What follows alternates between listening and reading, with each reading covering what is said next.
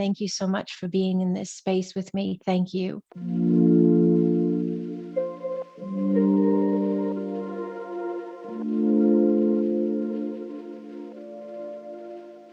I don't know what you want to do with this ACASMA Quantum Energy facilitator space for yourself. So I don't know if this is something you just wanted for you, if you're going to take this out into clients, and then are you maybe going to teach one day?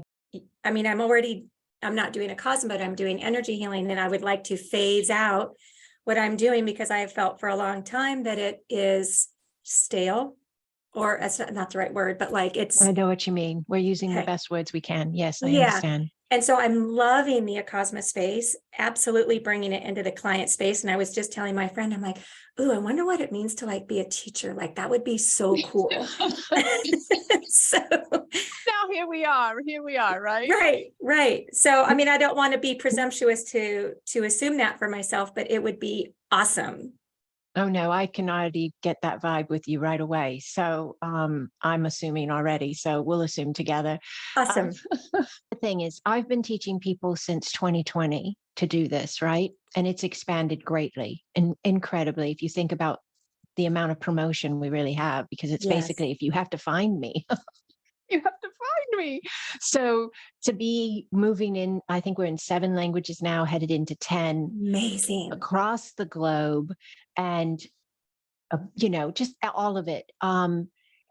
It's expanding rapidly, and I think people are picking up on what you're picking up on, right? What I picked up on. I just knew my work was different. I knew it was changed. I knew we weren't on the same playing field or whatever. And I leaned in, listened aloud, and here comes everything, right? I really feel like that's what's unfolding here as well. It's a big enough move anyways, when you decide to believe in yourself in this space of work and you decide to be it, live it, and go forth in that manner. And then to pick up all the physicality parts of the structured how-tos and setting up calendars and bookings and websites and audios, that's like a whole nother space. You're like, well, wait a minute. I just opened up to moving through the fear of authenticity, and now I have to learn all these spaces I never knew. Right. And it's also like, for me, it's like you're when you're in ACASMA, right, you're in this huge vast space, and then it's like you've got to, in order to make it consumable basically for the public, you've got to like bring it back down into this and it's just like you have to go whoop, whoop, right? And so it's it can be, I see in my work and watching other practitioners, I see them, they either like completely take off or they just don't do anything with it because they get stuck in the delivery, and it's like, because we have to make it easy for the client we have to make it easy because we're asking them to do so much in their shifting of perception. We have to give them sort of like the known structures so that they can relax into it. So how to book a session and how to pay for a session. In my experience, I want to make that as easy and as fluid as possible because I'm already asking them to make a really big jump. Yes, absolutely. No, but I think for the facilitators, there would be like from my point of view, there would be like 3 videos. There would be the video of what you're doing on your phone, how to get it off your phone and up to the cloud. Yes. And then how to get it out of the cloud and onto your computer. And then what do you do with it? It's kind of like creating the voice, creating the music, creating the video, putting it all together. So you're taking like this very esoteric experience and you're putting it down into a timeline. Yeah, you really are. You really are. That's fantastic wording. I loved every bit of it. And it's 11:11 as I'm of course it thinking is. of it. Of course it is. Of course it is. I loved your example of you're taking something that's so vast and you're working to compress it down in a transferable mechanism, a way of which it can be conveyed in the sense of more maybe even for the mind and the physical life connection, if you will, because at the same time, we know the heart is reading it. because that's how they're finding their way there. They don't even know, they're like, I'm just drawn to this space, or I'm emotional when I hear you, or I'm emotional when I see you, because I feel home, because I feel love. And that's something that is so rare anymore, really, but it's because people are leaning in and trusting. You're leaning in and trusting. I'm leaning in and trusting. So what's flooding through? Our divinity, the spaces of us that are pure love is getting the opportunity to come forth, And I was thinking about this the other day as well. People are very unbalanced because it's all been outer, outer, outer. And what do we do with Acasma is we try to remember inner, inner, inner, but we even take away the structured space of, we don't take it away. If you want to keep it, you can keep it. But we don't come from a structured space of religion where we're not giving you something that's going to be your savior. We're reminding you, you are your savior, So this is a very different space for humanity to go into for energy healing. But we are energy, but like you said, these are really big steps that we're asking people to take, or meeting them on their path saying, yes, I'll stand by you as you do so, because they're really finding their way here. So being able to assist the facilitators, which I now know and believe completely, you're going to create many, many beautiful ones who will bring this forth. But to be able to equip them, that's the word I hear. Equip them, right? Like they've got the belt on that has all of the tools, and they can then do what they need to do. They're here to do. So right, because my whole thing is like with clients, even like raising my kids, is I always want to make it easy. I want to make it really easy for people to say yes. I want to make it really easy for people to say yes to their heart, to their intuition, to that pull, to that nudge, right? And so many things can trip them up. And usually it's their mind. So whether it's a facilitator or it's a client reaching out to a facilitator, I'm always like, how can I make this the easiest way possible? Absolutely. So anyway, I mean, there's structures. There's like the scheduling system. I think you use Acuity. I use Acuity as well. There's, YouTube. There's so many things we can utilize to make it easy for us to interact with our potential people and for them to interact with us.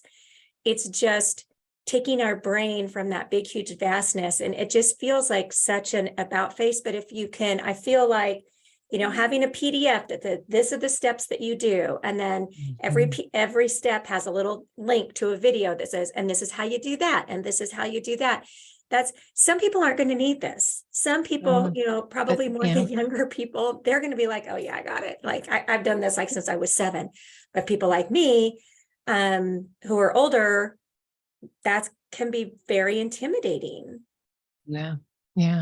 I've learned so many things by pushing the wrong button. I mean, I have learned so many things by pushing the wrong button. Me And too. I start over, and I don't even get upset anymore. I'm just like, I'm just like, it's part of the process, right? It's just the process. And I'm all right with that, because I know in the end, I'm going to make what I need to make. It always works out that way. And it's always better. So if I lose it, I'm always like, okay. Yes, you actually end up picking up on more things, because by pushing the wrong button, you learn what that button you push does. And then next time when you need that one, you know where it is. So really, that's a way to look at it as well. But I really agree with you 100%. Make it as easy as possible. And a lot of this stems from just that unknown. So even just having those structured bullet points, guidance, whatever it is, a video that guides them through the steps, even just having that, even if they didn't use it all, for some reason, knowing they have it will remove a lot of just the apprehension. It'd be like, well, wait a minute, I got this assistance, So I think that would be fantastic. And if you would be gracious enough to allow us to share it in this space, that would be fantastic as well. Absolutely. And I would keep it, like I said, and then build your, you could even begin on your website. Like I have portals, right? So you could make a portal. And then as soon as you go through the master teacher course, you'll have your stuff all ready to go. You can already have made anything that you want to have ready, so you can hit the ground running, or the quantum flying. We're going to use that term as well. Hit I the love quantum it. flying. I love it. I love So that. anything you could share with what's available with ACASMA Quantum Energy? Well, it's interesting because I came to Acasma through the lens of an energy medicine practitioner already. So it was so I'm experiencing it sort of from two spaces of myself, from a receiver of the energy, just like a client would be, and also from a practitioner. And I've had to like really shift my thinking. In my genre of healing, we always focused on the spaces of the person that is creating discomfort in their lives, and using that as a bouncing off point. So it's really forced me to learn how to hold the wholeness of the person, of the human that I'm working with, right? And then to also do that for myself. Yes. We're so conditioned to look for what's wrong. We're so conditioned to focus on what feels broken. And every time I'm like, allow. My body knows what it's doing. And even though I've been doing this for a long time and I felt like I was doing that, I'm realizing through the teachings of Acasma, I wasn't doing it at the level that I thought I was. There's something about Acasma that it's sort of like this shift where I see things so much more clearly, and not as in like I was doing it wrong. It just expanded my experience of myself and my trust in myself almost instantaneously. Yes. Beautiful. And I felt like I was a pretty trusting person of myself, comparatively to the general public, but I still had spaces of myself that the word I would use that felt contracted. And it's been super fun to work with. It's been super fun to bring into spaces. I brought it into the DMV. I brought it into, all of these spaces where I felt like I was giving the biggest gift to these, to all the energies in that space. Whereas my lens before would have been like, oh, look, I can help these people. I don't feel like it's coming from a place of helping, but more of a place of holding the space for that vastness of, or the wholeness of the you. I love it. I love it. That's fantastic. And so what you're talking about, for anybody who's not familiar with it, is with ACASMA Quantum Energy. This is a higher vibrational space of connection. It is here for humanity. It came in 2020. It is an ascension modality and a healing modality. You cannot ascend without healing. So they're all hooked together. It's all energy. But with ACASMA's teachings, and many of you already have the book, it's in there. We do not look for what's wrong. So Kirsten's speaking about how a lot of energy work is based on go in and find the tears in the auric field, go in and find out what's the block and what's out of line and what's imbalanced. And that all gets addressed, but it is not getting addressed from the level of what is wrong. It's getting addressed from the divinity of the being flooding in and healing itself, because we're looking at what is right, because we're looking at the divinity of the being, the client, the student, and we're allowing that connective point to be what is anchored and held. And that's where we work. So that's why I say, when I say it's a higher dimensional space of connection, that's where this work is done. This work is not done per se in what you see as like the massage table in the quote 3D, 4D world. This work is done in a higher dimension. And we do it through the quantum, even if we're in a physical connective space, even if you have them on a massage table. But we do it through the quantum field because it's taking place in that higher vibrational space of connection, because we're coming in to look for what is right. And it's a huge shift. And you're right, Kirsten's right. You start doing it in you.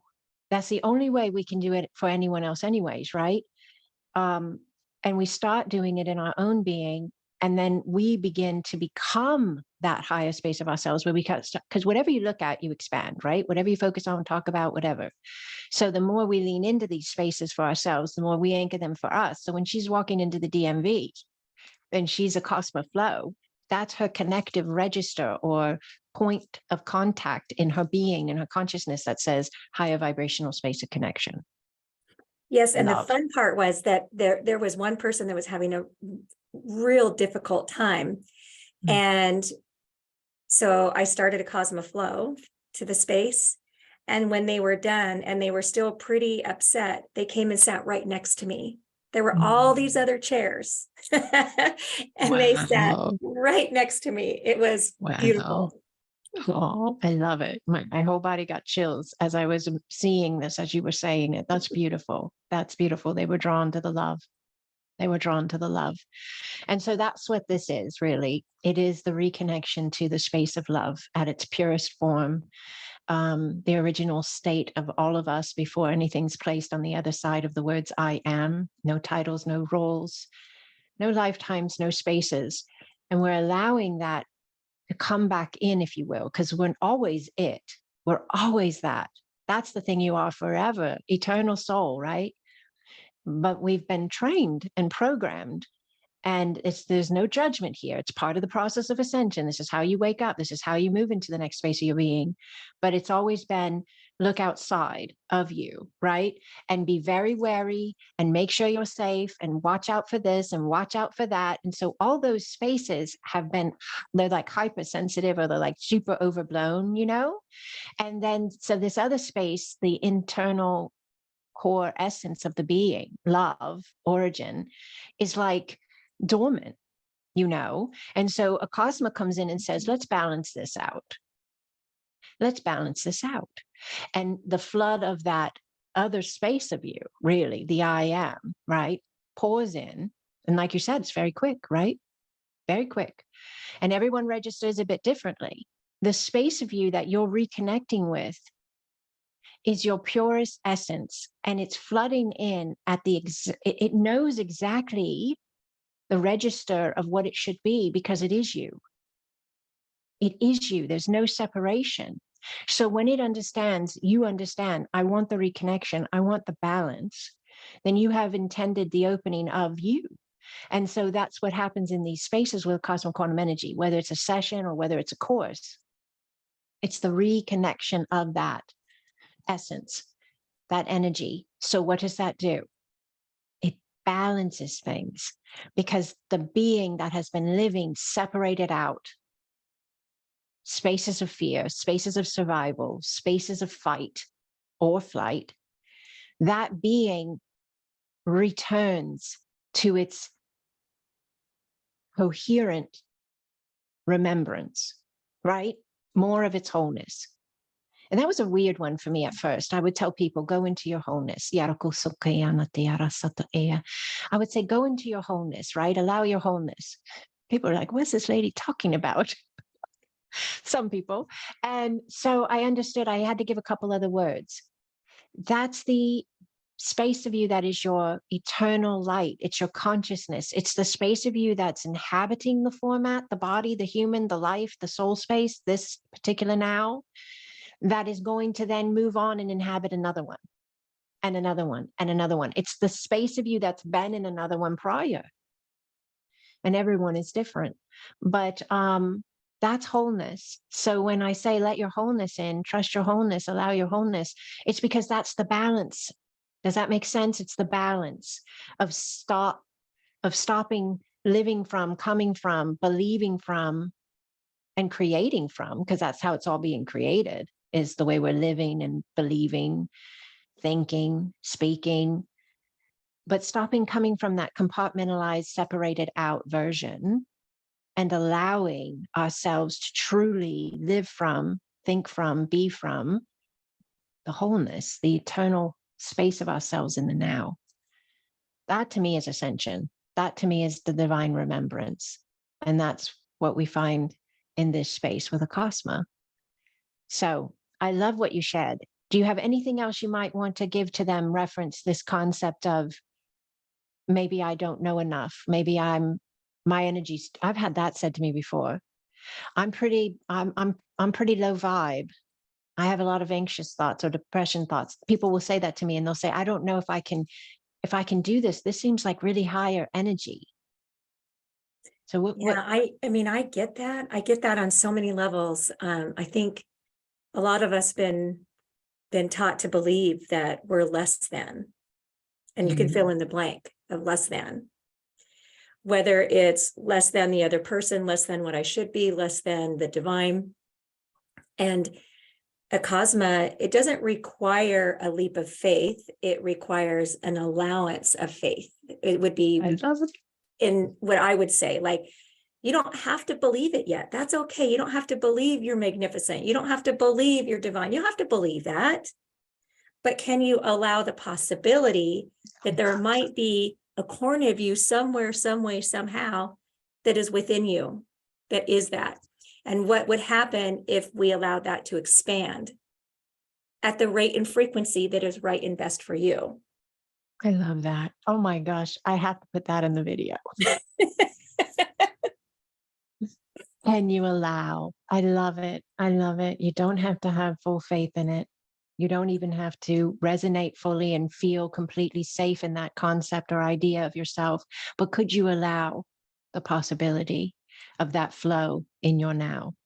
And I love feel it. like the people who are drawn to ACASMA, whether they consciously know it or not, know they are more than they're less than. They might not, but you're not drawn to ACASMA, you're not drawn to Andrew, you're not drawn to this work if there isn't an aspect of you that knows this. Yes. Yeah, it resonates. It rings true because that's the vibrational structure of this consciousness, of this space of being. So when they're hearing or feeling or seeing something connected with the work, their being is naturally drawn because it's a resonance of energy. It's an alignment of energy. So yeah, that's beautiful as well. Very, very well said. Thank you so much for sharing all of that. That was wonderful. All right, Holy One. Well, we made quite a beautiful thing here today. So thank you so much for your time. Thank Thank you you. for all your Thank you. wisdom and your love. And I will see you in just a few minutes if you're going to be in the class live Oh today. yeah, I will. And I'll get started on the videos and we'll see where That's it goes. wonderful. How does that sound? Awesome. I love it. I All love right. it. All right. Thank you, Okay. Holy One. Thank you, Andrea. Bye.